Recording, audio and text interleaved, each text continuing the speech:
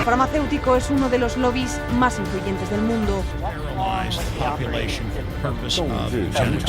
应对挑战，力行力量，破解难题。 Конечно, должны работать кооперативно, должны... Las farmacéuticas tienen demasiado poder.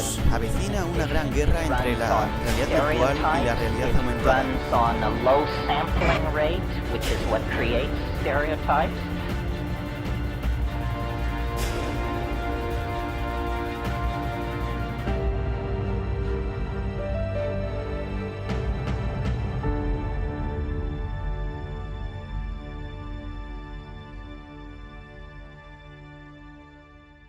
Hola, ¿cómo están? Bienvenidos a esta nueva edición de Humo y Espejos. Vamos a estar con ambas modalidades, el vivo, el directo y este que tuvimos un invitado muy especial, esta vez de Ecuador. Ya lo tuvimos hace poquito, pero quedaron algunas cosas pendientes, que es el tema de la energía, que nos pareció muy interesante volver a hablar sobre el tema. Antes de ir con nuestro invitado, como siempre, quisiera agradecer a todos los que están colaborando con nosotros, ya sean en Patreon, adquiriendo nuestros libros, o todos los detalles de cómo hacer están en la descripción del video, así que los aliento a seguir adelante, porque si queremos tener una voz independiente, necesitamos contar con la colaboración de ustedes, si no es imposible.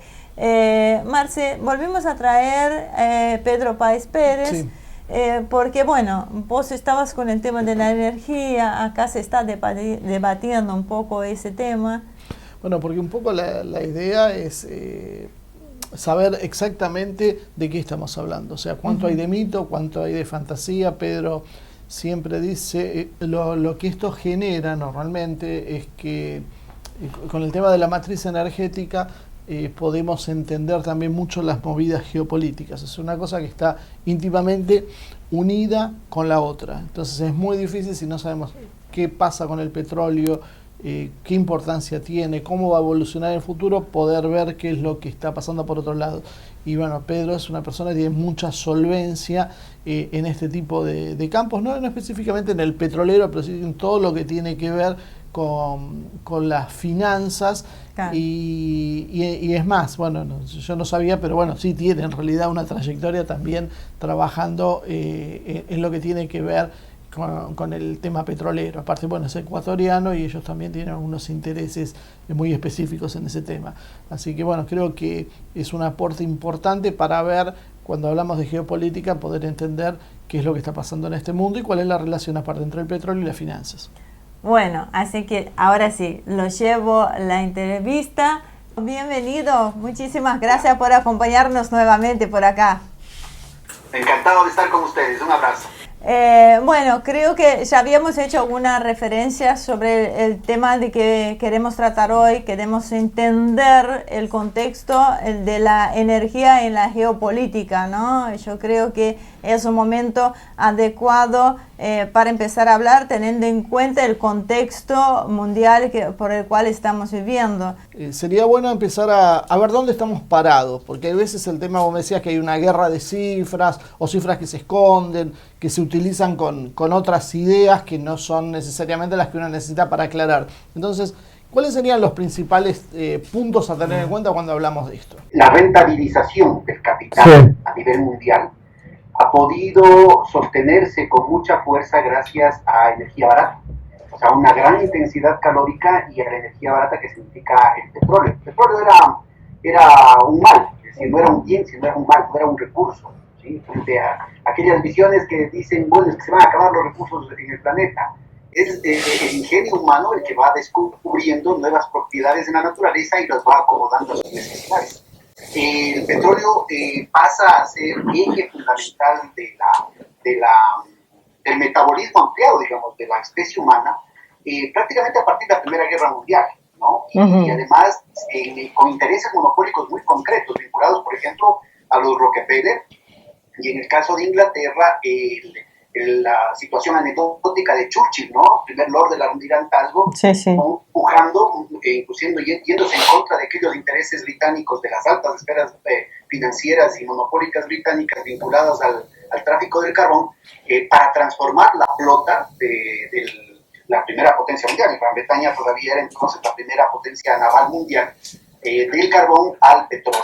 Y obviamente las condiciones técnicas mejoraban de una manera gigantesca, ¿no? Esto de aquí poco a poco va rearmando la geopolítica en torno al control mundial del petróleo, y desde entonces pasa a ser un campo de disputa inclusive entre aliados muy próximos como serían Estados Unidos y Gran Bretaña, ¿no? No se diga Estados Unidos y otras partes de la propia Europa, o Gran Bretaña y Europa.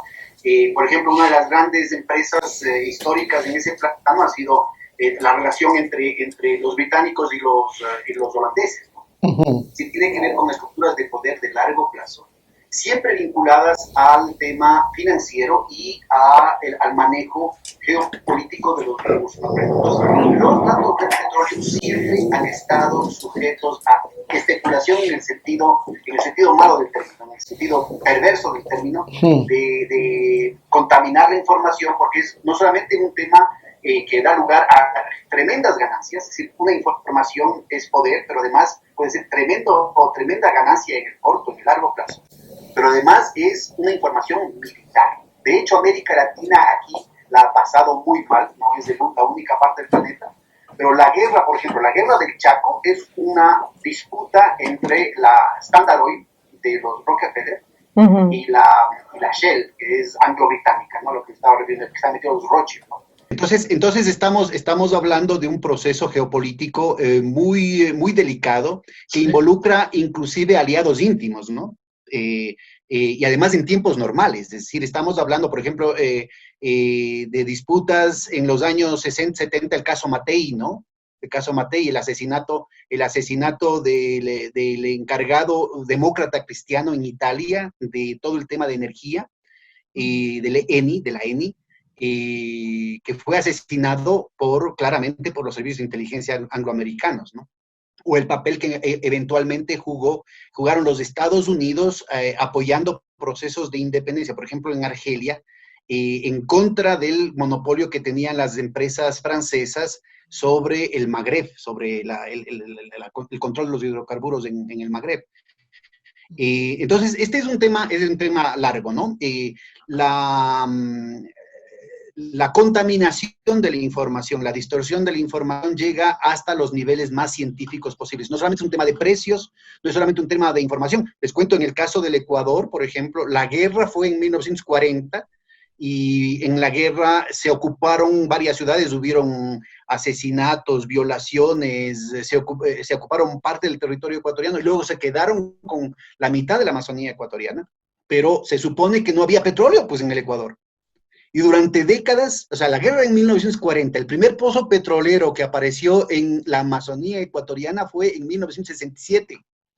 Y durante todo ese tiempo era teoría de la conspiración hablar de que había petróleo en el Ecuador, de que había petróleo en la Amazonía ecuatoriana, ¿sí? Inclusive presidentes dijeron, el oriente, refiriéndose a la Amazonía ecuatoriana, es un mito. ¡Qué increíble! O sea que la información estaba entonces. La información la tenían las petroleras, pero además, fíjate, planificaban la explotación de los yacimientos con décadas de anticipación, ¿sí?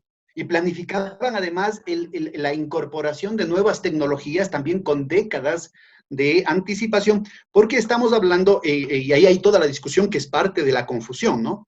Respecto al peak oil, a la cima del petróleo, que durante ciertas temporadas se pone de moda y que luego desaparece. Y hay algunos tan celotes que se ponen como que fuera, a quien no crea en el peak oil, le tratan igual como a aquellos que niegan el asesinato, el genocidio de los judíos en la Segunda Guerra Mundial, ¿sí? Igual que lo que pasa con el tema de los datos, y que debería ser una discusión científica abierta en torno al tema del cambio climático, etc.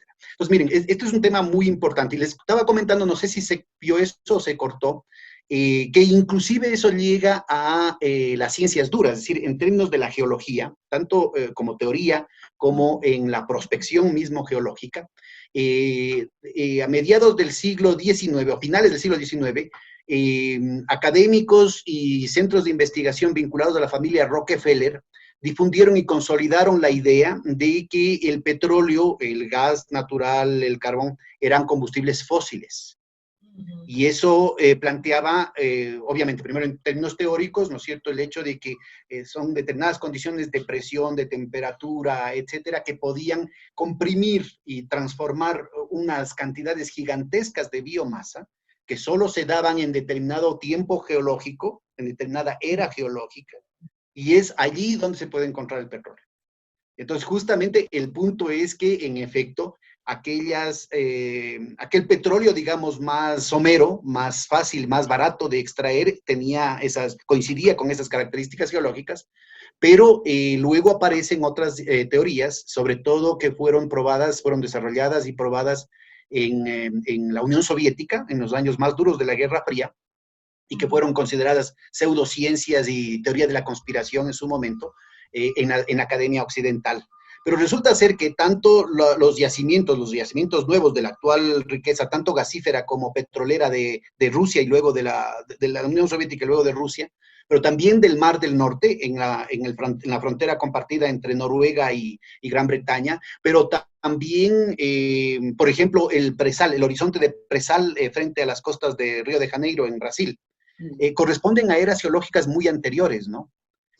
Lo cual abonaría, ¿no es cierto?, a que toda esta campaña de desprestigio de las pseudociencias y de la teoría de la conspiración en realidad está involucrando estas cosas. Entonces, mucha de esta información es totalmente distorsionada, adrede, ¿no es cierto?, por estas entidades, por los propios gobiernos, en algunos casos por razones de seguridad, pero en la mayoría de los casos porque esto tiene que ver con una situación de ganancias, porque en base a eso se especula mucho, sobre todo en los últimos 30 años, y de los 30 años, los últimos 10 años, la multiplicación de instrumentos especulativos en los mercados de valores hace que la capacidad de obtener ganancias espurias, parasitarias en este mercado, de lejos, reviente las capacidades que tuvieron los estados en décadas anteriores, sobre todo en el tercer mundo, de generar una política nacionalista en torno a los recursos naturales. Mira, me hiciste acordar una cosa que acá comentaba Moreno, una vez nos comentó a nosotros, cuando él estaba en el gabinete con Cristina Kirchner, y apareció el fenómeno de vaca muerta. Dice que ellos tuvieron un mensaje muy claro. Desde Estados Unidos le dijeron: ustedes si quieren explotar vaca muerta, lo pueden hacer, no hay ningún problema, para tener una matriz energética más barata para la Argentina, pero ni se les ocurra entrar en el mercado internacional como exportadores de petróleo. Entonces él desde Movida siempre dice que descartaba el tema de vaca muerta porque era imposible, porque ya tenían ese mensaje de que ahí no se entraba. Sin duda, y no solo eso, sino que en el caso de la Argentina, le obligan a la Argentina a involucrarse con una tecnología que es carísima, que es insostenible, sí, porque garantizan con el mercado interno un proveedor específico que va a recuperar sus costos poniendo un precio de los combustibles más altos, y ese fue el papel del gobierno de Macri, ¿no? Entonces el negocio es redondo. ¿Sí? El negocio es redondo. A ver, esto del fracking, esto de la fracturación hidráulica con el que les embarcaron a ustedes, y además la hizo Chevron Texaco, ¿no? La misma responsable de la contaminación y de las vidas miserables de una cantidad de comunidades indígenas en el oriente ecuatoriano, porque es una contaminación terrible, porque la Texaco estuvo explotando en el Ecuador durante 25 años en la Amazonía ecuatoriana, en la zona de jungla, de comunidades indígenas lejanas, con muy poco poder político, y además atravesado por un conflicto interétnico muy fregado, ¿no? Entre los propios colonos y los sectores asalariados, digamos, que iban allá, inclusive algunos sectores de izquierda, no entendían el problema étnico y entraban en una contradicción. Entonces, mayormente denigrados, sectores subalternos, y entonces la Texaco se puso a utilizar tecnologías que la propia Texaco había prohibido en esa época. Pero como se trataban de indios y vivían lejos, no importaba. Claro. Entonces, miren, la Chevron Texaco, la Chevron absorbe a la Texaco. La Texaco era parte, Chevron y Texaco eran antes parte de las 7 hermanas, ¿no? Que después supuestamente tuvieron que desmonopolizarse, pero nuevamente han terminado fundiéndose. Ahora, las 7 hermanos son 3. La 1 y la 2. Sí. O sea, aquí hay un proceso de monopolización por debajo de la superficie que es mucho más grave. Más allá de lo normal. Pues mira, en el problema del fracking, de la fracturación hidráulica que les embarcaron a ustedes, tiene que ver con las necesidades de externalizar por parte de los Estados Unidos los costos de las nuevas tecnologías, sabiendo de antemano que son inviables. Es decir, mira, en términos energéticos hay un indicador que se conoce como ROI, Energy Return on Input. Es decir, es el retorno en energía del insumo en energía. Y en el caso de la tecnología de fracturación hidráulica, si tomas en cuenta todos los costos, todos los componentes técnicos del proceso, tienes que meter más energía que la que sacas. ¿Sí? Sí. Entonces, solo es viable económicamente si es que hay una inyección gigantesca de subsidios. Esta es una aventura que la marcan los neoconservadores en los Estados Unidos en el gobierno de Bush, pero que la perfecciona Obama, y con la que termina convirtiéndose en uno de los primeros productores mundiales del petróleo. Termina pateando el tablero, que hasta entonces más o menos funcionaba en términos de los grandes porcentajes, en términos de producción y consumo, y permite que Estados Unidos se vuelvan, entre comillas, autárquico, autosustentable en términos de hidrocarburos. Pero es sobre la base de esto, es decir, la posibilidad de unas inyecciones gigantescas de liquidez a cero interés. Y obviamente esto solamente... ¿Eso es sostenible en el tiempo? ¿Eso es sostenible en el tiempo para Estados Unidos? Es insostenible. Mira, hay cuadros que son públicos respecto a la duración. Este es un horizonte geológico permiano, ¿no? Es muy anterior a lo que normalmente asumirían, porque en el Pérmico no habría la biomasa suficiente para poder comprimirse y transformarse en hidrocarburos, ¿sí? Entre otras cosas. Pero esta es una muestra de esa situación a propósito de lo que hablábamos hace un momento. Pero es absolutamente insostenible. Entonces, solamente sostenible es un esquema Ponzi en el que los pozos petroleros, que en los yacimientos tradicionales pueden durar 20, 50, 70 años, el caso que estábamos conversando del pozo petrolero más grande en Arabia Saudita, que se sigue explotando y que nunca bajan las reservas, por ejemplo, o los propios pozos petroleros, que son en el esquema mundial absolutamente marginales, por ejemplo, del Oriente Ecuatoriano, ¿sí? Hay pozos petroleros, ese pozo petrolero que les mencionaba de 1967 está produciendo hasta ahora. Y es uno de los vectores más estables de esa situación. Bueno, en el caso del fracking en los Estados Unidos, de la fracturación hidráulica en los Estados Unidos, estamos hablando de un horizonte de vida de año y medio, de 2 años y medio, de 3 años. Y es más, las estadísticas muestran que los últimos, la última generación de pozos perforados con fracking, con fracturación hidráulica, tienen un periodo de vida más corto todavía. O sea, el pico es más inmediato y el declive es más rápido. ¿Sí? Eso solamente es posible porque a través de la bolsa de valores se siguen emitiendo papeles y papeles sobre papeles, futures, options y una cantidad de estructuraciones para los fondos mutuales y los fondos de cobertura que hacen, digamos, como decía el propio Carlo Ponzi, ¿no? El asunto, siempre tenemos un último soquete que va a terminar comprando y que inyecta un flujo de caja que hace posible la siguiente inversión. Pero esto se da solamente en el marco de un proceso de desmadre, porque en realidad es un proceso de desmadre estructural de los mercados financieros que cubren, digamos, que dan la coartada perfecta para que este tipo de negocios pueda sobrevivir. ¿Cuánto tiempo lo podría sostener Trump? Ya te dejo. ¿Cuánto tiempo lo podría sostener Trump este modelo? Porque él nuevamente vuelve a apostar al fracking. Bueno, ese es uno de los temas geopolíticos, ¿no? Porque como ahora el capital simplemente se lo resuelve aplastando una tecla del computador, puede hacerlo todo el tiempo que quiera. Obviamente Argentina no lo puede hacer. Ahí está el tema al que me refería con lo de vaca muerta, ¿sí? Ahí les hacen el costo real, el subsidio real lo está haciendo el mercado interno, el consumidor, con los altos precios de los combustibles. con eso garantiza, ¿no es cierto?, que el negocio sea viable.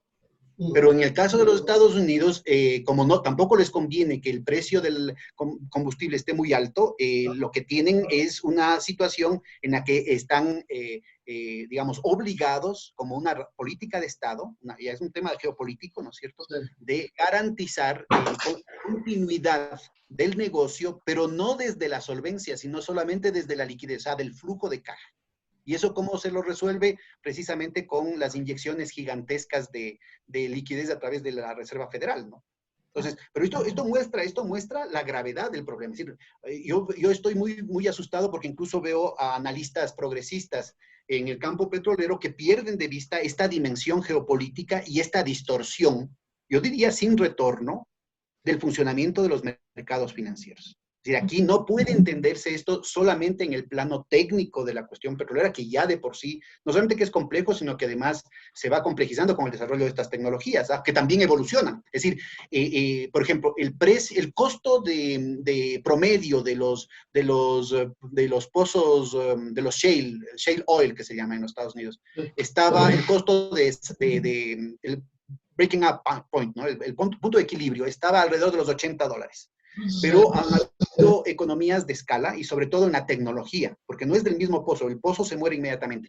En la tecnología han habido economías de escala, en parte porque hay mejoras, innovaciones tecnológicas, pero en parte también porque en la cadena de valor aguas arriba, los subsidios también benefician a los proveedores de la travectura de la fracturación hidráulica, ¿sí? Se externalizan los costos y se genera una serie de subsidios a través de las universidades en los procesos de innovación, investigación y desarrollo que hacen que se hayan abaratado los costos, pero todavía no logran, ¿no es cierto?, estar al mismo nivel de costos de lo que significaría un barril de petróleo explotado en los yacimientos tradicionales. Es decir, y en el marco de eso es a lo que me refería, ¿no es cierto?, la confusión aumenta porque son los propios Estados Unidos los que conspiran conjuntamente con los árabes, que en otro terreno están enfrentados, porque a los árabes no les conviene que Estados Unidos adquieran esta independencia energética,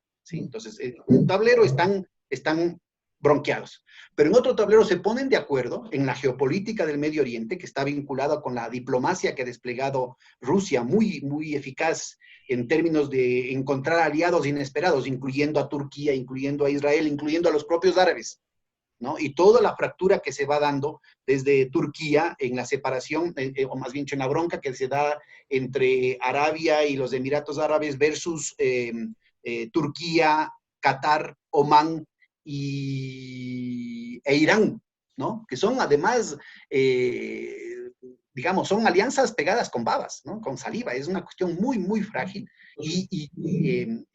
Rusia pudo, desde hace unos 3, 4 años, ha podido ir articulando una diplomacia respaldada por la nueva tecnología militar que ha desplegado en Siria, pero también conjuntamente con las posibilidades del tema del gas, de una nueva geopolítica del gas, en el marco, por ejemplo, de los efectos que está teniendo el bloqueo en las capacidades del propio Irán de responder, ¿no? La producción de Irán, la producción de Venezuela, fruto de este bloqueo, se ha ido desplomando. Entonces, en el marco de esta situación, Estados Unidos plantea, como lo ha hecho en varias oportunidades anteriores, plantea un golpe estratégico desplomando los precios del petróleo para conseguir resultados políticos inmediatos, o sea, para poder desplegar agendas tácticas, por ejemplo, de cambio de régimen. En el caso de Irán, en el caso de Venezuela, eso es evidente, ¿no?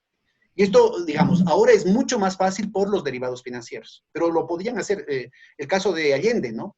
A Allende boicotearon la forma de estrangular a la experiencia de la Unidad Popular en Chile, fue tumbar artificialmente el precio del cobre. Lo mantuvieron un par de años más. Ahora la capacidad de subir y bajar los precios del petróleo a través de los derivados financieros es mucho más inmediata. Y esto que estabas mencionando sobre la política de Estados Unidos de cambio de régimen, ahora choca un poco con lo que aparentemente Trump, seguramente por las cuestiones internas, abre un canal de diálogo inesperado por ahí con Maduro, que todavía, bueno, es algo muy incipiente, pero es una señal que va en contrario a esto. ¿Puede tener que ver con algún cambio estratégico interno en Estados Unidos? ¿Qué es lo que puede ver desde el punto de vista que hablabas del petróleo para que esto se produzca? Creo que ese es un tema muy delicado y muy inesperado, ¿no? El rol de Trump como personaje individual, inclusive, está enmarcado en un modelo de teoría de juegos matematizado hace ya 50 años, además por Daniel Ellsberg, el hombre de los papeles del Pentágono, el que salió a denunciar todas las barbaridades que cometía el gobierno norteamericano en el genocidio del pueblo vietnamita, siendo él empleado del Pentágono, ¿no? Él es un teórico, todavía vive, es un teórico de teoría de juegos, ¿eh? Entonces estudiaba estas cosas y tiene un paper que salió público, habrán muchos más y más detallados, digamos, al interior del Pentágono, pero como empleado del Pentágono publicó un paper sobre la estrategia MAD, el Mutual Assured Destruction, ¿no? Que quiere decir locura también, ¿no? Que era el asunto de, bueno, tenemos un equilibrio y los dos nos amenazamos que nos vamos a destruir mutuamente. Y ese fue el equilibrio de la Guerra Fría. Pero él planteaba el asunto de que si es que uno de los actores podía randomizar, es decir, podría hacer aleatoria su respuesta, es decir, no, se volvía impredecible, eso le podía dar una ventaja en la negociación con respecto al otro, por el miedo que tenía de que se ponga hecho una bestia. Bueno, primero fue Reagan, ¿sí? Es decir, en el marco de los Estados Unidos y de la civilización occidental, no estoy hablando ni del socialismo, ni del comunismo, ni de la fraternidad, ni del buen vivir, ni de las buenas intenciones. En el marco de la civilización occidental de los años 80, Reagan era una bestia, que era lo que necesitaban, era un Rambo que genere miedo. Y les resultó de película, porque comprando parte de la nomenclatura del Partido Comunista de la Unión Soviética, pues lograron desplomar a la Unión Soviética en su momento, ¿sí? Si uno se pone a ver, fíjense, el deterioro civilizatorio que vivimos, ¿no? En comparación a Reagan, bueno, en comparación a Reagan, Bush está muy a la derecha, o sea, pongámoslo al revés. En comparación a Bush padre, Reagan era de centros. En comparación a Bush hijo, Bush padre era de centro. Y en comparación a Bush hijo, Trump es de centro, ¿no? O al revés, en comparación a Trump, Bush es de centro, ¿sí? Entonces hay un proceso de polarización a la extrema derecha de las élites norteamericanas, pero también de las élites mundiales, que vuelven toda la promesa civilizatoria de la modernidad capitalista absolutamente disfuncional al interés oligárquico, ¿no? Entonces es un tema muy importante ubicar. ¿Por qué? Porque el peligro, la amenaza militar sobre Venezuela está latente. Más aún cuando Trump está con varios puntos, está más de 10 puntos de rezago con respecto a Biden, ¿no? Entonces puede necesitar una guerrita para aparecer como macho alfa y poder recuperar el voto de ese sector más troglodita de los Estados Unidos, ¿no? En el marco de una cuestión que es importante matizar, porque Trump ha hecho verdaderos esfuerzos, más allá de su retórica, ¿no? Más allá de su retórica y más allá de ciertas acciones precisamente hechas para atraer a esa galería troglodita, Trump ha hecho esfuerzos importantes para desmovilizar la maquinaria de guerra norteamericana, que ha estado más bien controlada por esta alianza neoconservadora en el que han coincidido el establishment, digamos, republicano, tanto los Bush como Michael Romney, pero también Ted Cruz, también estos outsiders como la extrema derecha favorecida por Bannon, ¿no? Que en algunos sectores nacionalistas le quieren poner como el ideólogo, ¿no? Por favor, una barbaridad. Bannon está apoyando a los sectores más retardatarios, más psicópatas del establishment norteamericano. Y en una alianza muy delicada que Trump trata de tenerle mansito, ¿no es cierto? Como se vio en el caso de Bolton, ¿no?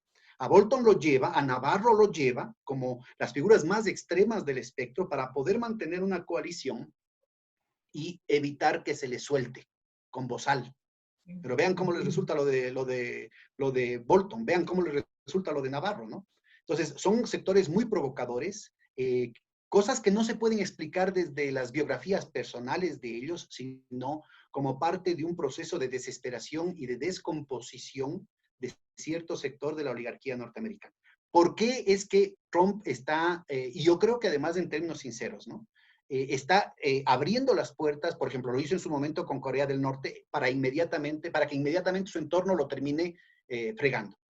Ahora está tratando de abrir estas condiciones con Venezuela. Quién sabe cuánto tiempo dure y quién sabe si los propios neoconservadores lo utilizan a Trump como cobertura para avanzar con su aventura militar, porque simultáneamente siguen inyectando, siguen inclusive llegando tropas, tanto cubiertas como no cubiertas, a Colombia para lanzar la aventura militar en contra de Venezuela, ¿no? Pero, Acaban de ir buques norteamericanos a provocar en aguas territoriales o en disputa territorial en el límite de las aguas territoriales de Venezuela. Entonces, mira, yo creo que, solamente acabo con este punto, yo creo que el factor de la tecnología militar que se desplegó con la llegada de los buques iraníes a los puertos venezolanos, ¿sí?, marca un gran signo de interrogación que condiciona buena parte de esa desesperación. Entonces, están jugando, aquí en Quito le llamamos a la cúcara, ¿no? Están jugando a ¿dónde está la pelotita? Están jugando con varias cartas al mismo tiempo, y yo creo que el caso de Trump es, por esto que les comentaba, de que necesitan un actor impredecible, ¿sí?, es particularmente peligroso. América Latina tiene que estar atento a esta violación de una más, ya son 67 intervenciones militares que ha tenido Estados Unidos en América Latina, y esta sería una más, y esto sí sería una masacre, porque sería un conflicto que se prolongue por largo tiempo, ¿no? Sí, yo creo que, bueno, lo que pasa es que nos vamos a ir mucho de temas si nos metemos en esto. Creo que alguna vez hablamos del tema de las fracturas de las élites entre los globalistas financieros y los productivos, que veíamos como...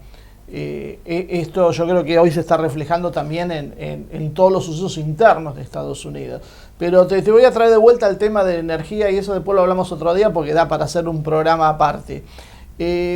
Con respecto al tema del cambio, porque mucho se habla de que el petróleo empieza a perder un espacio que había ganado en el siglo XX como un factor determinante en la geopolítica, a partir de varios hechos, del cambio de matriz energética, de un giro hacia otras alternativas que se van abaratando con el tiempo, energía solar, hidráulica, ¿cómo se llama?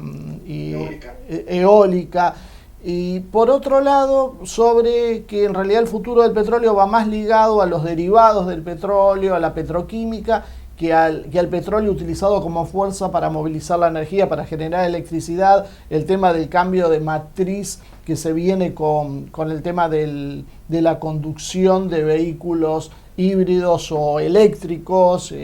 Hoy ahora se está hablando inclusive de que no solo el litio, sino que creo que hay una fuente nueva que están investigando, que no me puedo acordar ahora justo de qué era en base al sodio, que les podía permitir tener baterías tan eficientes como las de litio, pero más baratas. O sea, ¿cómo es en general entonces este tema? ¿Cuánto participa el petróleo?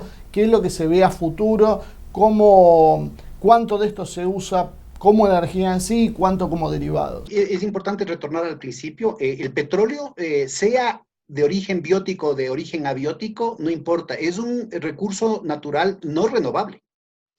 Porque inclusive si es que es engendrado en las entrañas de la Tierra, la tasa de generación de nuevo petróleo en esa hipótesis no necesariamente es controlado por el ser humano, ¿sí? Entonces, en ese sentido, es un recurso natural no renovable.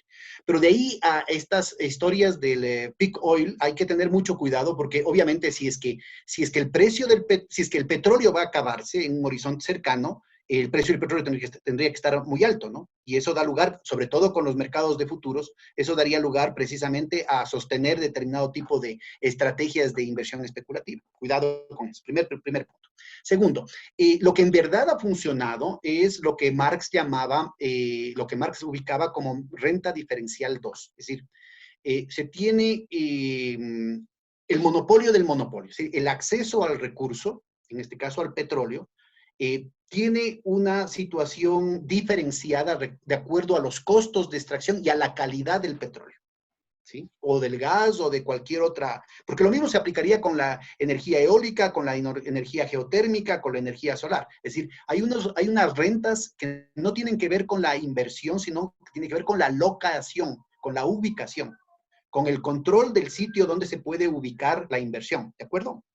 Esto plantea, en términos de la lógica de formación de la ganancia, un plus, una especie de peaje que tiene que pagar la inversión para poder acceder a ese tipo de petróleo. Entonces, las tandas, las generaciones de petróleo más baratas ya se han ido acabando. Entonces, cada vez se encuentran petróleos más profundos, de mayor grado API, o sea, más pesados, con mayor contaminación de azufre, en general con mayores costos y con menores calidades del momento de la refinación. Entonces, lo que se tiene es que cada vez se toca invertir para obtener la misma cantidad de petróleo equivalente, se necesita invertir mayor cantidad de recursos, no solamente energéticos, mayor capital. Y en ese sentido, el control de eso, ¿no es cierto?, define las posibilidades geopolíticas, y ahí está la clave del asunto, el tema de geopolítico. Inclusive yo te diría, dentro de la geopolítica, que no es solamente una dialéctica de estados, sino dentro de los estados, las broncas entre las oligarquías, ¿no? Ahorita estamos en medio de una guerra. Lo que implosiona en el año 2007-2008 con Lehman Brothers es la bronca entre distintas fracciones del capital monopólico especulativo. Bueno, las mismas fracciones tienen intereses directamente vinculados con el tema de los recursos naturales. Y yo te diría, además, está atravesado por un problema que atañe a la recuperación del liderazgo británico, sometiendo las estructuras de poder y la capacidad de diseño político e histórico de los Estados Unidos, ¿sí? Inglaterra ha diseñado desde los años 60, con la caída de Bretton Woods, ha diseñado toda una política de cooptación de las instituciones, de los grupos financieros, de los grupos monopólicos dentro de los Estados Unidos. Y le ha ido muy bien, le ha ido muy bien. El Brexit tiene que entenderse desde ahí, si no es una locura.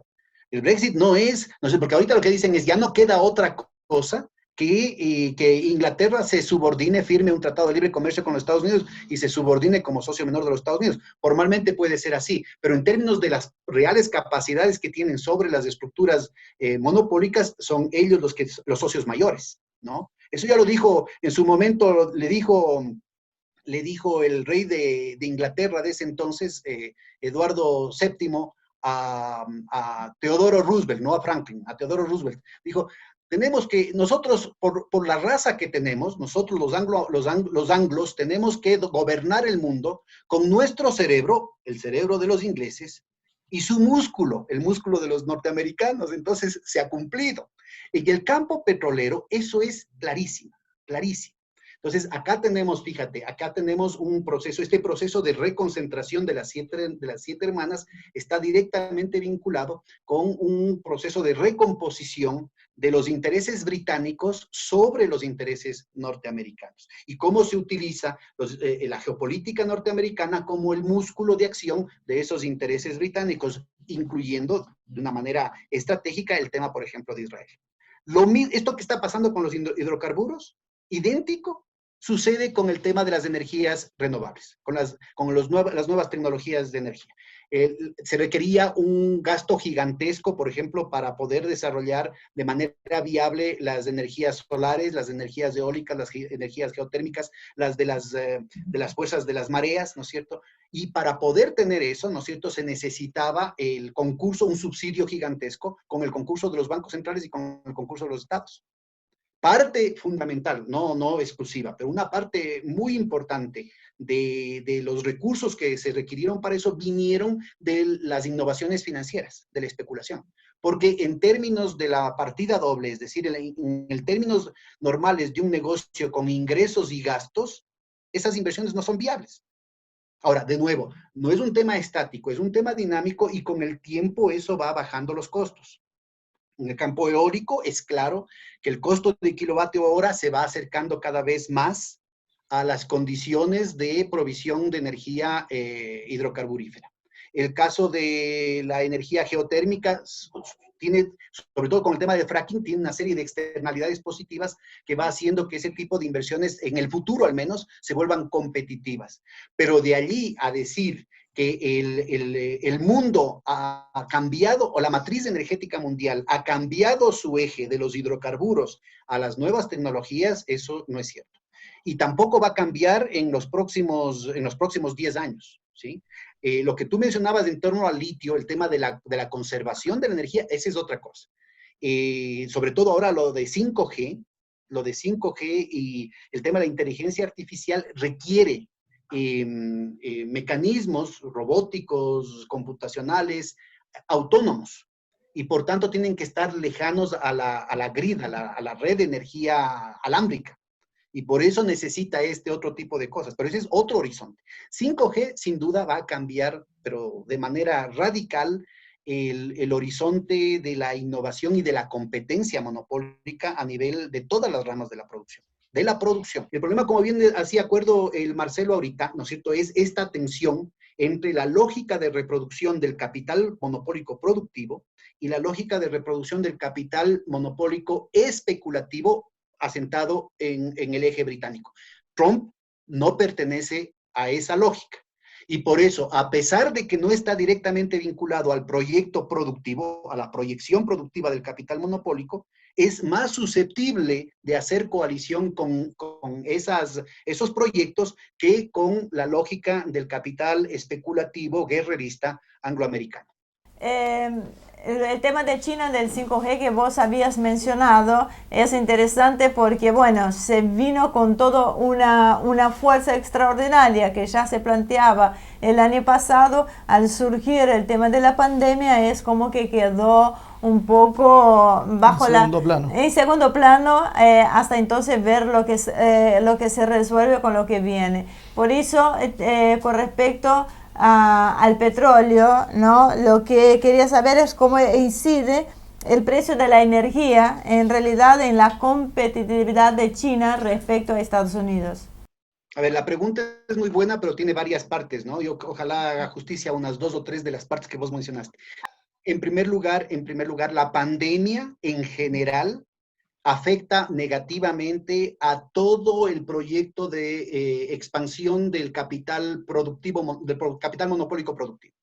China es parte de eso. A pesar de que es el Partido Comunista de China el que gobierna eso, China es como quien dice la vanguardia mundial, porque también es un proyecto global, de una perspectiva de desarrollo capitalista que despliegue comercialmente un arsenal de inversiones, un arsenal de innovaciones que ha estado bloqueado por el capital especulativo. Esa es una cuestión importante. Entonces, la 5G es, como quien dice, el huequito en el dique. Es lo que empieza la preocupación real, no solamente 5G, que ya de por sí es formidable, ¿no? Tiene una serie de derivaciones en toda la matriz, productiva del mundo. Pero además genera, ¿no es cierto?, una dinámica en la competencia intermonopólica que obliga a sacar de debajo del cajón, de debajo del colchón, una cantidad de innovaciones que no las querían soltar. Ese es parte del problema. Otro tipo de dinámica de ese tipo es la cuestión militar de los rusos, ¿no? A partir de marzo del 2017 se va haciendo evidente el hecho de que tienen nomás que sacar, tienen que desempolvar cosas que las tenían guardado bajo 7 llaves, porque o si no, quedan buena parte del arsenal, y no solamente gringos, sino el que han vendido a otros países, queda obsoleto. Y eso está atravesando el tema de los árabes, ¿no? A propósito, pero bueno. Entonces, por un lado, el tema de la pandemia, ¿no es cierto?, afecta de manera muy diferenciada el proyecto y las capacidades de negociación, porque es una bronca política entre ellos a nivel mundial, muy negativamente al capital monopólico productivo y favorece, pero tremendamente, al capital especulativo. Porque el capital especulativo está podrido, ¿sí? Es decir, hace agua por los 4 costados. El esquema Ponzi que estábamos describiendo en el caso de la fracturación hidráulica se encuentra en el mercado del oro físico, en el mercado de la plata física, en el mercado del cobre, en el mercado de todo.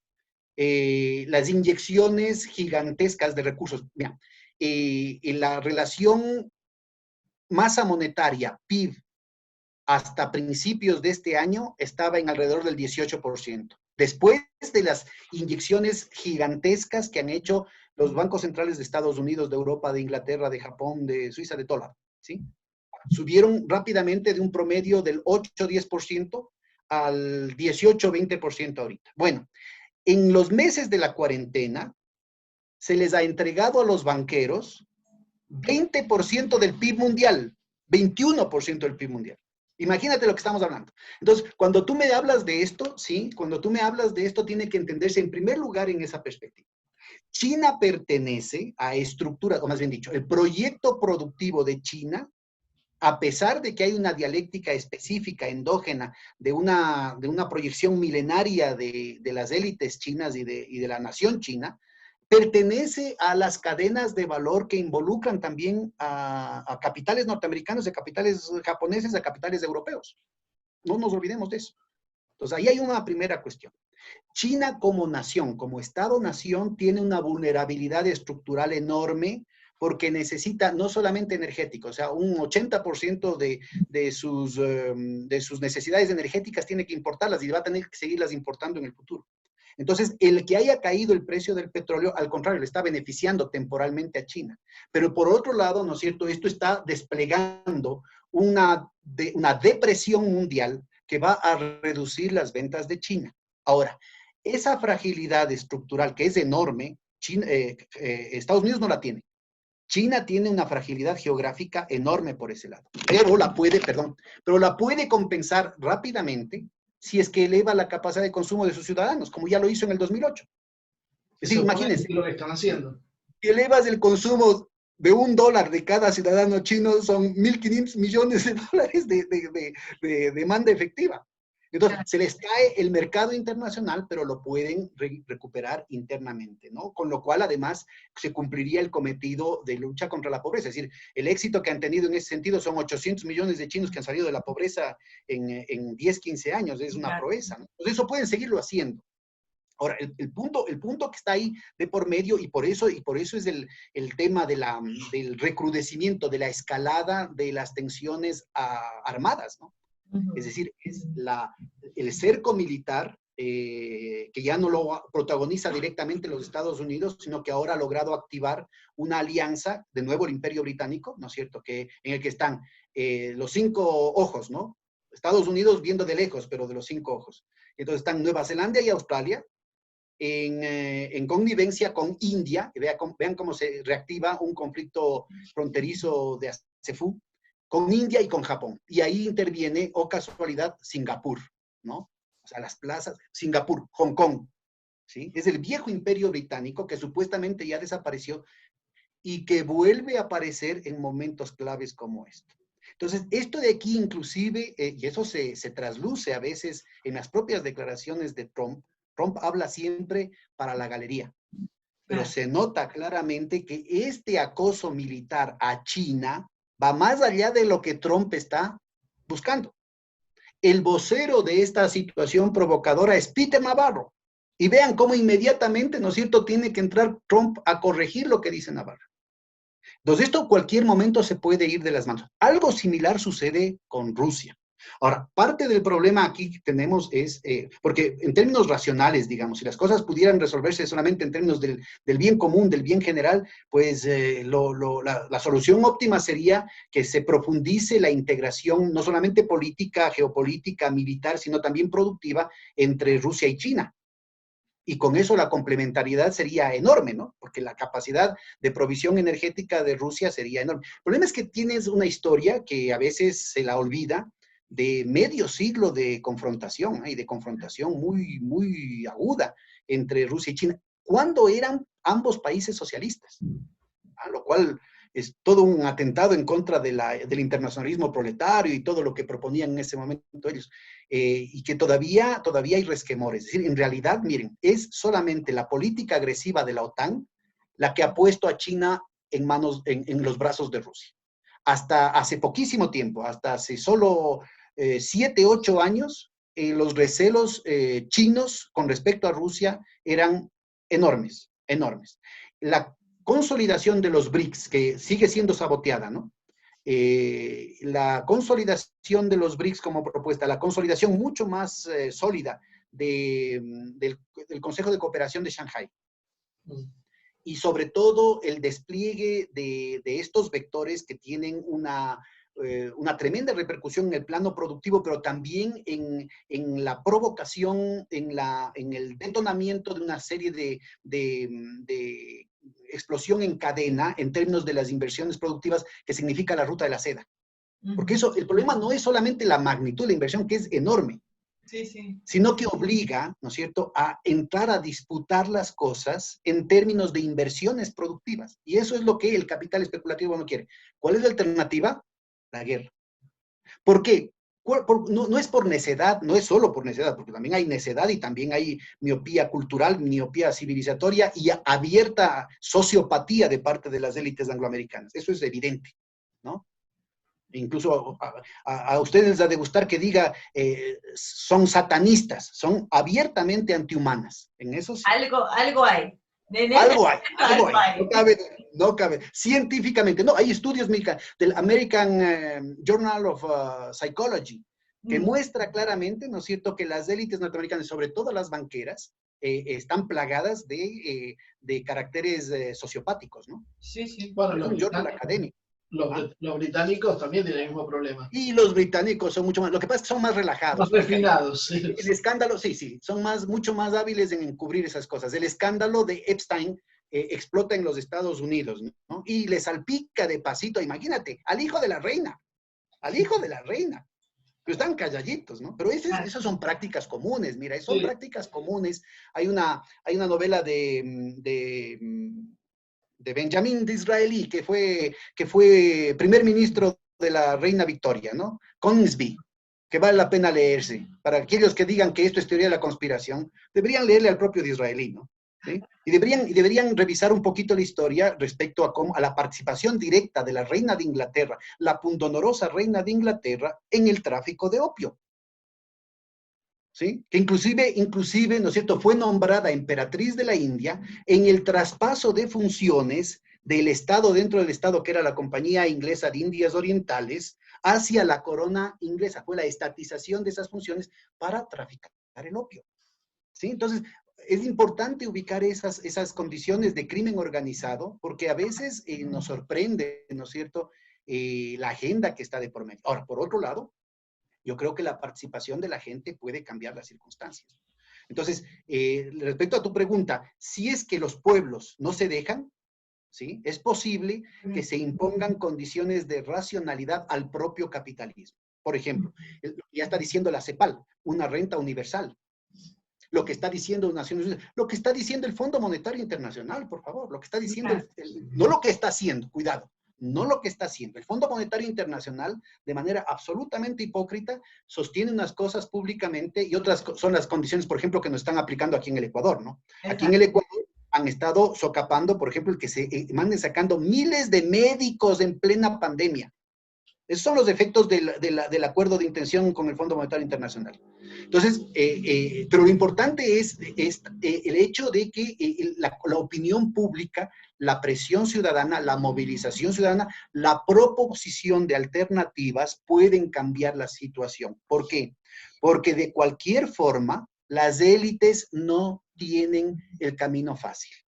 Claro que pueden entrar en un proceso de despidos, de ajustes, de depresión. La depresión siempre favorece a los monopolios porque menos boca, más me toca. Sí. Claro. Pero después, ¿quién les compra? O sea, las capacidades productivas siguen imparables. Y ese es justamente el problema. En una crisis de sobreproducción, ¿sí?, ellos pretenden frenar las innovaciones. Pero las innovaciones se filtran por un lado, por otro. Ahí está el tema de la 5G, ahí está el tema del horizonte militar ruso, ahí está el tema de la ruta de la seda. Todos estos elementos les obliga a los propios sectores angloamericanos que controlan una significativa parte del desarrollo científico y tecnológico, de la innovación, de la investigación y desarrollo. ¿Eh? Eso no hay que menospreciar.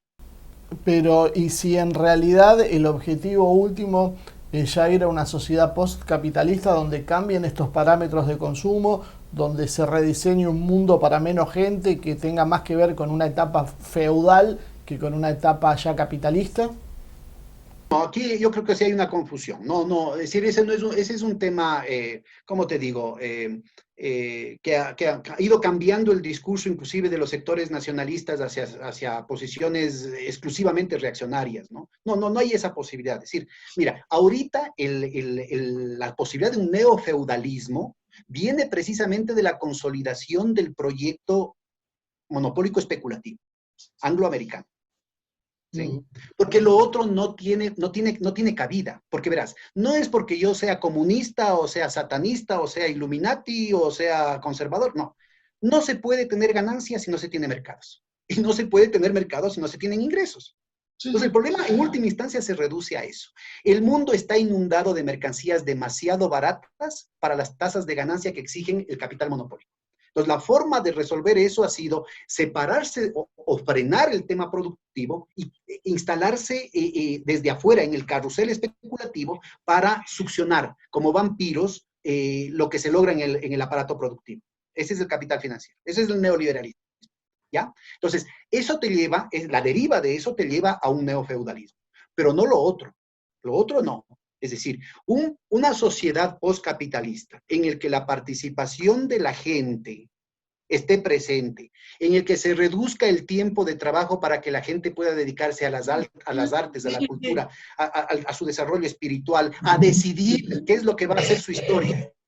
No solamente que es perfectamente posible ahorita, en el plazo más inmediato, sino que además es factible con las mismas tecnologías que han intentado hacer como por ejemplo la 5G, como por ejemplo el Internet, ¿no es cierto? Que nos permitirían, que nos están haciendo ver, ¿no es cierto? Que no es necesario, por ejemplo, que estemos que estemos dedicando tanto tiempo a trabajar. Aquí en el Ecuador están aumentando la jornada laboral. Sí, como lo hicieron en Brasil. Debería reducirse y redistribuirse, ¿sí? Entonces, las condiciones tecnológicas son objetivamente viables para un horizonte progresista, de un desarrollo espiritual, de un desarrollo de la humanidad en el marco de la paz y de la cooperación, e inclusive en el marco de un proceso de responsabilidad con respecto a detonantes ambientales, a detonantes energéticos como los que hemos hablado. Es perfectamente posible. Listo, ya tenemos que terminar acá. Pedro, la verdad es que hay algo que derivamos también y algo que venimos hablando siempre, la reducción de las horas laborales.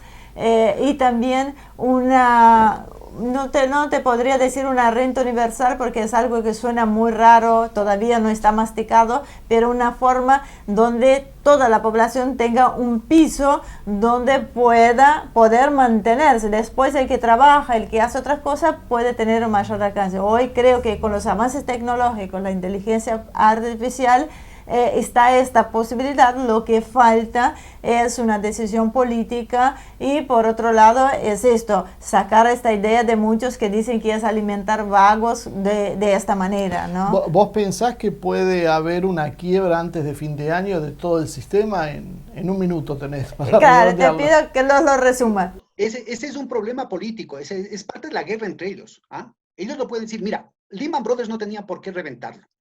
O sea, tenían que reventar a Lehman como tenían que haber reventado a IG, tenían que haber reventado a Citi, tenían que haber reventado a Goldman Sachs. Todos ellos estaban podridos, todos ellos estaban quebrados. Lo reventaron por una razón política. Es parte de la guerra entre ellos. Son puñaladas que se echan entre los grandes grupos monopólicos, además que corresponden a estructuras de poder que son en algunos casos centenarias, ¿sí? Y rivalidades centenarias. Y que justamente están involucrando proyectos de sociedad retardatarios. Por eso es que al mismo tiempo, o sea, estamos en una bifurcación histórica, al mismo tiempo que podríamos tener esa salida progresista a la que hacía referencia Ivonne, y que no tiene nada que ver con el socialismo, con el comunismo, no, es simplemente el movimiento objetivo real de la humanidad, ¿sí? Claro. La tecnología está ahí y es posible generar eso. Falta todavía el factor subjetivo, porque estamos totalmente confundidos con eso. Y lastimosamente el factor subjetivo podría darnos lugar al otro lado, a la otra bifurcación, porque al mismo tiempo es posible una salida absolutamente reaccionaria, ¿sí? Basada en el capitalismo de la surveillance, de la vigilancia, del control social, en el que han hecho un gran experimento con esta misma pandemia, provocada o no. Lo cierto es que les ha resultado como anillo al dedo. Han mantenido miles de millones de seres humanos bajo su control, ¿no es cierto?, esperando, regresando a ver qué podemos hacer, qué no podemos hacer. ¿Sí? Imagínate lo que eso significa. Entonces, eso es posible, y es posible, ¿no es cierto?, que esto de aquí, salgamos de esto, en un proceso de centralización del capital muchísimo más fuerte. Centralización del capital, centralización del poder, despojo de libertades, despojo de capacidades democráticas, capacidades de decidir, gigantesco. Pero también es posible, si es que la gente se pone las pilas, ¿no es cierto?, el que tengamos el horizonte que Ivonne estaba mencionando hace un momento. Ojalá que sí. Pedro, un gusto como siempre. Bueno, esperamos contar con vos más seguido como para despejar algunas dudas, porque yo creo que hace falta estas charlas y tratar de entender el proceso mundial, ¿no? El contexto mundial actual. Con solvencia detrás de las opiniones. Exactamente. Así que muchísimas gracias. Te mandamos un abrazo. Un gusto, Ivonne. Cuídate, a tus hijas un abrazo. Cuídense mucho. Chao, Marcelo. Muchísimas gracias, chao, hasta luego.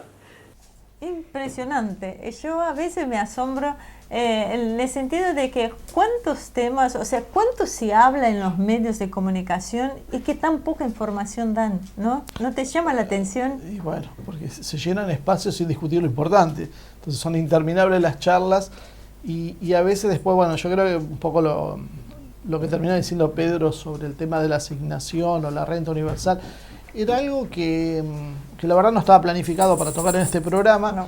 Pero bueno, como siempre nosotros nunca tocamos todo lo que nosotros nos planteamos. No, pero aparte lo importante es entender como esto no es un tema ideológico, porque cuando nacimos yo después se lo comentaba a Pedro esto, y ya lo hemos hablado con él, te pegan desde el campo progresista y del campo reaccionario, o como queramos llamarle estos dos campos enfrentados, porque para unos es una dádiva y para otros es el comunismo. Y ni una cosa ni una otra. Es la única forma que el sistema tiene para seguir funcionando, porque repetimos de vuelta como un mantra que sin consumidores no va a haber producción, sin producción no hay ganancia. Entonces, indudablemente, de alguna manera tenemos que conseguir que esto se mantenga. Tal vez no quedó, me parece que no, la última pregunta que vos le hiciste con el tema de las dos alternativas que se planteaban, no sé si terminó de quedar clara la pregunta, porque en realidad nosotros lo que decimos es lo que él decía, o sea, básicamente la salida menos traumática es repartir entre todos. Pero cuando él habla de elites que inclusive hasta son satanistas, o que tienen un alto contenido de satanismo, te empezás a quedar pensando, y si en realidad lo que están provocando es otra salida, si lo que están buscando es una destrucción realmente de buena parte de la humanidad para ir hacia algo que todavía no empezamos a ver, eso todavía es mucho más disruptivo de lo que por ahí hoy estamos preparados para absorber. Pero yo no descartaría absolutamente nada, porque desde los modelos transhumanistas, con todas las ideologías trans, que lo trans, que a veces se emparenta mucho con el tema de género, con el tema sexual, pero también el transgénico, hay mucho trans que en realidad lo que estamos viendo es un prefijo que habla de una transición hacia algo diferente a lo natural, y eso tiene mucho que ver con el tema de la idea de un mundo posthumano donde empezamos a perder el propio contacto con nuestra naturaleza. Y cuando ya hablamos de estos planos, todo es posible. O sea, yo creo que no podemos circunscribirnos a decir, no, pero acá las dos salidas van a ser estas. O sea, puede haber salidas inesperadas y realmente terriblemente traumáticas para la mayoría. Ahora, creo que ahora se nos van la mitad de la audiencia y vienen otras, ¿no? Pero cuando hablamos de las cuestiones satánicas y todo esto, más allá de que uno se toma la risa, más que nada pensando en la reacción del que nos está escuchando, ¿no? Pero te diste cuenta que ha salido mucho más gente del ámbito de la ciencia, del ámbito militar, del ámbito religioso. Hay mucho más personas hablando sobre el tema del satanismo, de que hay algo innato. Yo alguna vez lo hemos dicho en este programa, o sea, si uno piensa que hay multimillonarios, gente que tiene miles de millones de dólares y que se dedica a ir a clubes cerrados, secretos, semisecretos para divertirse nada más, yo creo que no entiende cómo funcionan las cosas. O sea, creo que realmente vos vas a otros lados. Y cuando vemos el tema, sí, puntualmente del satanismo, yo les invitaría a que vean la historia del templo de Satán de Anton LaVey y como uno de sus discípulos, Michael Aquino, fundó el templo de Set. El templo de Set, bueno, es una versión satánica que después cuando uno se mete en el tema del satanismo y trata de entenderlo, hay mucho. Es un satanismo muy particular en el sentido de que no es creyendo en un ser sobrenatural maligno, sino en realidad es a partir del ateísmo, donde no hay nada sobrenatural, pero sí como una rebeldía. Cuando uno ve los principios de estas cosas, lo que estamos viendo hoy en día, uno ve que coinciden mucho. Y lo más importante es que Michael Aquino era un coronel de inteligencia, coronel o teniente coronel, no me acuerdo, de inteligencia de Estados Unidos, que trabajaba para la CIA. Entonces, vemos como la penetración de la CIA en los grupos satánicos está a la orden del día. Entonces, claro, cuando uno habla de geopolítica, plantear esto es como hablar de una cosa extrañísima que le quita toda la seriedad. Pero la verdad, los hechos son los hechos. O sea, yo aconsejaría prestar atención a muchas señales que hay, porque no todo es tan lineal como parece, no está todo a la vista y no es todo tan superficial. Si hablamos y vos me metiste en este tema. Bueno, espera, con eso ya cierro. Si hablamos nomás de estos fenómenos sociales que siempre Azul me mata cada vez que los llamo fenómenos sociales, pero que lo son, este culto también a la fealdad, ¿no? Este culto a lo degradante, este culto a la falta de valores, o sea, te estás metiendo, ya te digo, en el tema metafísico.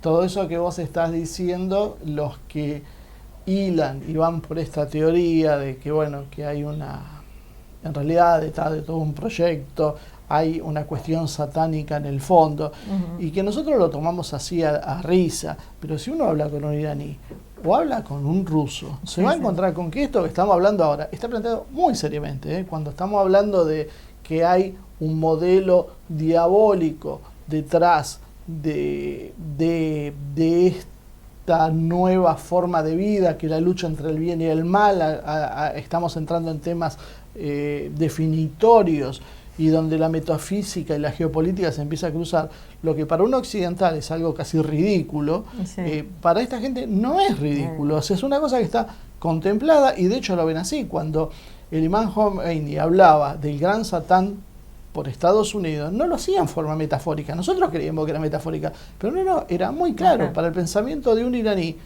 es así, o sea, representan el mal en los términos absolutos y teológicos. Y cuando un ruso, sobre todo con toda esta corriente tan ligada a la Iglesia Ortodoxa, habla de lo mismo, nuevamente vuelve a hablar y a referirse de algo muy concreto, porque yo creo que nosotros confundimos y vemos que lo que pasa en Occidente, donde el Occidente más desarrollado, europeo, norteamericano, que tiene un porcentaje, no sé, no me atrevería a decirlo cuánto, en Estados Unidos tal vez es bastante menor, en Europa está creciendo y casi podríamos decir que la mitad de la población se mete en temas de lo que tiene que ver con el agnosticismo y un materialismo no espiritual, que no reconoce ningún tipo de instancia superior. Se olvida que todo el resto del mundo no piensa así. O sea, tenemos, no sé, el 90% de la población mundial que cree en otros valores, que cree en otras cuestiones y que tal vez cuando nosotros hagamos un análisis geopolítico no tendríamos que mirarlo todo de cómo se ve desde París, sino ver cómo se ve desde cada uno de los lugares. Bueno.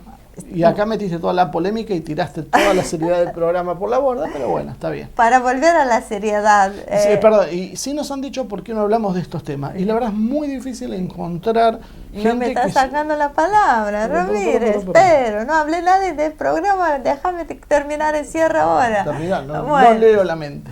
Bueno, más o menos, hablamos en estéreo a veces. Ay, bueno, ya seguimos con vos. Bueno, y hablando de estos temas, nosotros sí tenemos la intención de hablar con toda la seriedad que se lo merece, pero también necesitamos encontrar gente con cierta capacidad de que no sea chanta y que tire todo el trabajo que estamos haciendo abajo, porque tampoco... Sí, sobran de ese tipo de gente también. Claro, porque tampoco la pavada, tampoco es que uno quiere hablar de algo solo por hablar o para captar una audiencia que digamos que hay mucho. Nos habían recomendado a Miklos Lukács, intenté comunicarme con él, creo que es un peruano, pero no fue posible. Si alguno tiene a alguien para recomendar, si tiene contacto mejor, si no voy a trabajar en mi producción, pero son temas importantes que para dar un marco. Sí, bueno, en este contexto, caso para es más sobre el tema del transhumanismo. Exacto. Pero bueno, se ve desde el punto de vista científico. Okay. Desde el punto de vista más espiritual es más difícil todavía poder encontrar a alguien que lo balancee, que no tampoco te venga con la Biblia bajo el brazo a recitarte versículos, que me parece todo bien para quien es creyente, pero para quien no es creyente o no lo toma en serio, no suele ser la forma más fácil para poder avanzar en una apertura de este tipo de temas. Entonces, resulta complejo, es un tema bastante complicado, es un tema oscuro, es un tema cerrado, y como decía Pedro, las élites norteamericanas y las británicas están muy metidas en ese tema. Es solo ver los problemas que ha tenido la monarquía británica. Jimmy Savile, este cómico dedicado a los chicos, que hizo un escándalo con el tema de los abusos. Toda esta gente tiene esa cuestión. Creo que muchos lo han leído, nos han hablado también de Quanon, de una serie de cosas que la verdad preferimos no meternos, salvo que tengamos algo muy serio para mostrar, porque lo que nosotros mostramos solemos poder después responderlo y respaldarlo en algo concreto. No es algo que nosotros... Mucho chino, algo concreto. No es algo que nosotros tiramos porque sí, porque nos parece que queda bien, pero después cuando uno lo tiene que defender con argumentos no hay con qué. Esa es la idea. Por eso tratamos de ser... Bueno, perdón que me haya ido del tema. Muchísimas gracias a todos ustedes por acompañarnos. Lo que pasa es que hay días y días que uno está más inspirado y hay un despertador que te lleva a pensar qué estamos haciendo en este mundo, qué nos espera la post-pandemia, y mientras tanto seguiremos analizando esta nave, como dice Walter Martínez. Muchísimas gracias por acompañarnos. Nos vemos en la próxima edición de Humo y Espejos.